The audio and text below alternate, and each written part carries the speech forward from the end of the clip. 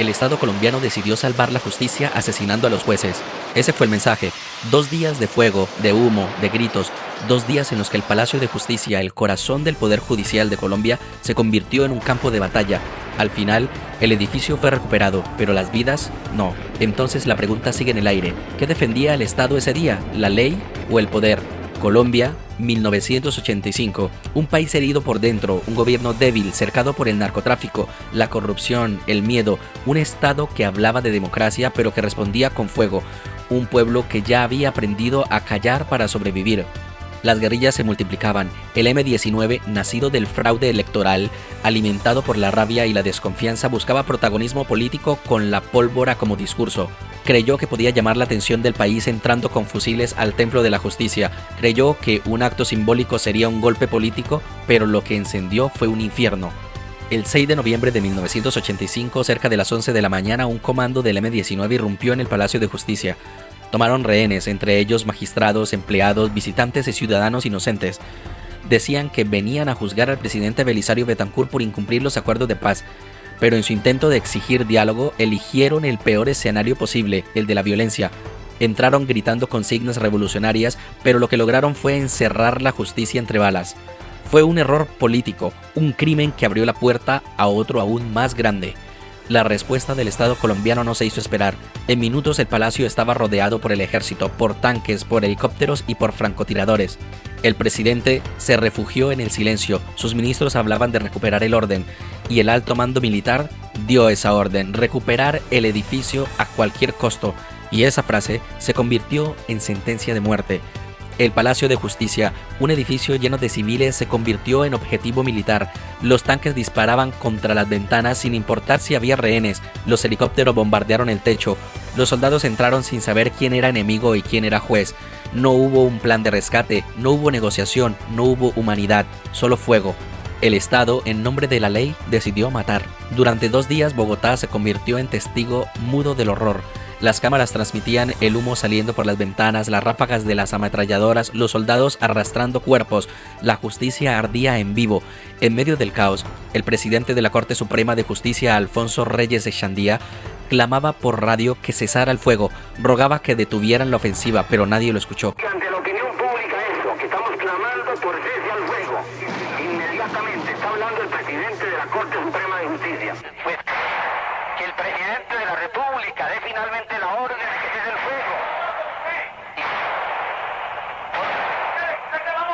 Inmediatamente. Un momento, por favor, un momento. Oiga, es increíble, habla Alfonso Yaqui, el segundo al mando de este operativo. El presidente de la República no le ha pasado al teléfono al presidente de la Corte y se va a morir porque el presidente de la República ni siquiera con su poder jurisdiccional. Es increíble que el M-19 no es el que se ha tomado el Palacio de Justicia, se lo tomó los tanques del ejército. Es lo increíble, el ejército gritó con sus tanques y es que están sonando los tiros. Cuando entren en este piso nos morimos todos, sépalo. El Estado no escucha cuando decide matar. La voz del magistrado se perdió entre las explosiones. El símbolo de la justicia quedó enterrado bajo las ruinas de su propio templo. Cuando el fuego cesó, el palacio era una montaña de cenizas. Los cuerpos estaban calcinados, irreconocibles. Más de 100 personas murieron allí. Pero el horror no terminó ahí, porque no todos los que salieron del palacio salieron muertos. Algunos fueron vistos con vida en manos del ejército. Fueron llevados a la Casa del Florero, convertida en centro de interrogatorios, y de allí desaparecieron. Desaparecidos es la palabra que el Estado colombiano aprendió a pronunciar sin vergüenza. 12 personas, empleados de la cafetería, visitantes y presuntos guerrilleros nunca volvieron a aparecer. El Estado lo negó, dijo que todos habían muerto en el incendio, pero los videos mostraban otra cosa. Los mostraban con vida, sacados del palacio caminando entre los soldados, y luego, nada, ni cuerpo, ni tumba, ni verdad. Solo la negación, el encubrimiento y la mentira oficial. No fue confusión, fue un crimen. Una operación diseñada para borrar testigos, para callar preguntas y para proteger altos mandos militares. porque el fuego también sirvió para otra cosa, destruir pruebas.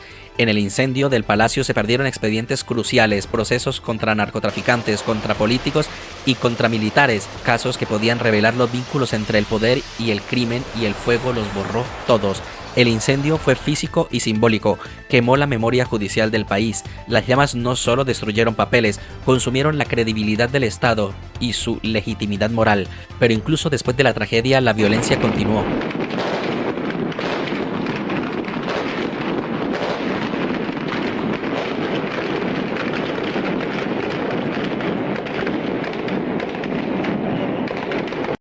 Solo que esta vez disfrazada de silencio. El gobierno se apresuró a cerrar el caso. Los altos mandos del ejército fueron felicitados, nadie fue juzgado. La versión oficial habló de una operación legítima y los desaparecidos fueron declarados dudosos. El Estado prefirió reconstruir el edificio antes que reconstruir la verdad. Levantó columnas, paredes y techos, pero dejó enterrada la memoria. Porque eso es lo que hace el poder cuando mata, reconstruye su fachada y entierra su culpa. Durante años, las familias buscaron respuestas, madres que tocaron puertas de cuarteles, esposas que buscaron en hospitales, hermanos que hurgaron entre escombros, y cada vez recibieron la misma respuesta: no sabemos nada. Hasta que el tiempo se encargó de convertir la impunidad en costumbre. El palacio volvió a funcionar, los funcionarios regresaron, el mármol volvió a brillar, pero bajo el suelo seguían las sombras. 30 años después, la verdad salió a flote, pero ya nadie quiso escucharla. La Corte Interamericana de Derechos Humanos condenó al Estado colombiano por desaparición forzada, por tortura y por ejecución extrajudicial. La sentencia fue clara: el Estado no solo actuó con violencia, sino con planificación, y sin embargo, ningún gobierno pidió perdón de frente. Hora, dentro del Palacio de Justicia de Bogotá se libra una verdadera batalla. Los subversivos tienen como rehenes a 10 magistrados, por lo menos, encabezados por su presidente, Alfonso Reyes Echandía. El ejército sostiene una encarnizada lucha a bala. La guerra urbana para los colombianos se veía lejana. Llegó hoy al pleno centro de la capital. Ningún general fue condenado de verdad, ningún presidente reconoció que lo que se hizo en nombre del orden fue una masacre. El M-19, años después del proceso de paz, reconoció su error, dijo que la toma fue un crimen político, pidieron perdón, pero el Estado no lo hizo. El Estado pidió comprensión y dijo que actuó bajo presión, que fue una tragedia inevitable, y con eso selló su absolución moral, como si la obediencia justificara la barbarie, como si el uniforme fuera un salvoconducto para matar. Desde entonces, el Palacio de Justicia sigue en pie, brillante y blanco, pero cada columna está hecha con cenizas, cada pared guarda un grito, cada escalón recuerda que allí el Estado se miró al espejo y no vio justicia sino miedo. El país quiso olvidar y el olvido se volvió política de Estado. No se habló del tema en las escuelas ni en los medios, y mucho menos en los discursos oficiales, como si callar fuera una forma de limpiar la historia. Pero el silencio también mata la memoria, mata la conciencia y mata el futuro, porque un país que no se atreve a juzgar su propio Estado está condenado a repetir sus crímenes, y Colombia lo ha repetido una y otra vez, en las calles, en los campos y en las cárceles, siempre con el mismo argumento: defender el orden, y siempre con el mismo resultado: muertos, desaparecidos e impunidad. El Palacio de Justicia no fue solo un episodio del pasado, fue el modelo de un Estado que aprendió a justificar la violencia, un Estado que prefiere destruir antes que dialogar, que mata en nombre de la ley y que convierte el deber en excusa. Y ese día, el 6 de noviembre de 1985, el poder eligió la fuerza sobre la razón, y cuando un Estado toma esa decisión, deja de ser Estado de derecho y se convierte en su caricatura, porque la justicia no puede construirse sobre los escombros de su propio templo. No puede hablarse de legalidad cuando los desaparecidos siguen sin aparecer.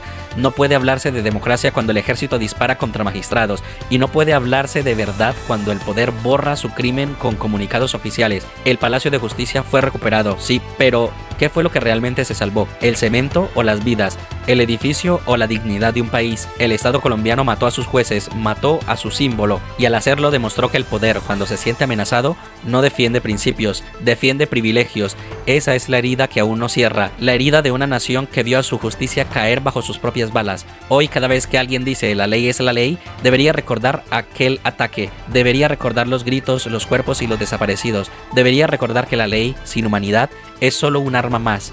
Porque cuando la ley se impone con fusiles, deja de ser ley, y cuando el Estado confunde autoridad con exterminio, deja de ser Estado. El 6 y el 7 de noviembre de 1985 no fueron solo días de tragedia, Fueron los días en que el Estado colombiano perdió su alma, los días en que el Palacio de Justicia dejó de ser el símbolo de derecho y se convirtió en un monumento a la impunidad. El país podrá reconstruir todos los edificios que quiera, pero jamás reconstruirá lo que se quemó allí, la confianza, la verdad y la idea misma de justicia, porque la justicia que arde no se apaga con cemento, se apaga con memoria, y Colombia aún no ha querido recordar. Si este país te duele, si te arde la memoria, este canal es tu lugar. Aquí no se calla, aquí se nombra lo que quieren enterrar. Suscríbete y quédate, porque mientras algunos escriben la historia con fuego, nosotros la contamos con verdad. Y porque solo si somos muchos, la voz deja de ser eco y se convierte en fuerza.